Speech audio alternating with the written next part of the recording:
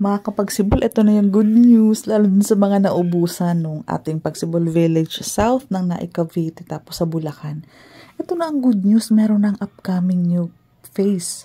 Pagsibol pa din po, ganito pa din po kaganda, ganito pa din po kaluwang, 54 square meters pa din po at wala pa din pong down payment. Yes, 10,000 pa din po ang cash out natin for water and Meralco installation. Again, aantayin lang natin na malon approve ka kay Pag-ibig.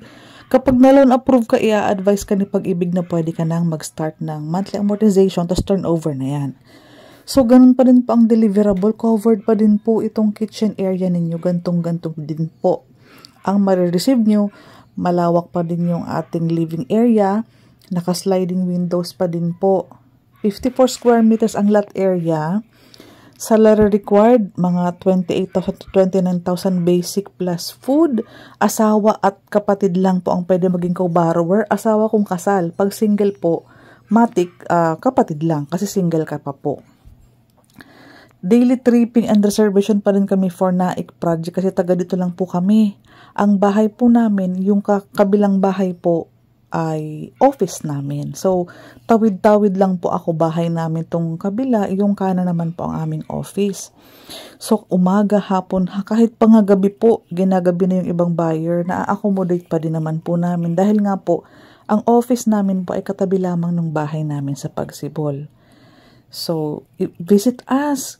Lalo na po sa mga dati na po nag-inquire about Pagsibol, ito na po ang tamang panahon para makapag-reserve po kayo. Ganun pa din po ha. Wala po halos pinagbago. Pati po ang location po, katapat lang po ng Pagsibol Village South. Kung saan tayo magti-tripping, makikita mo na po ang land development ng mga tinatayo para doon sa community para sa inyo. Kasi yung Pagsibol Village South ng Naik Cavite, yung phase 2 is sold out na, nakalipat na ang mga buyer.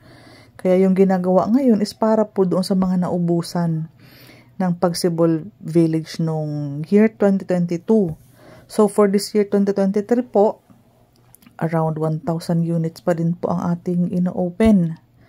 Pero yung mga unang ilalabas na block and lot, walang increase po yun. Bali, nagkakaroon lamang po ng increase yung corner. Dapat po mas malaki ang salary conforme sa sukat ng corner. At saka yung mga open sa bungad, yun po ang may price increase. Pero yung mga bandang gitna, old price.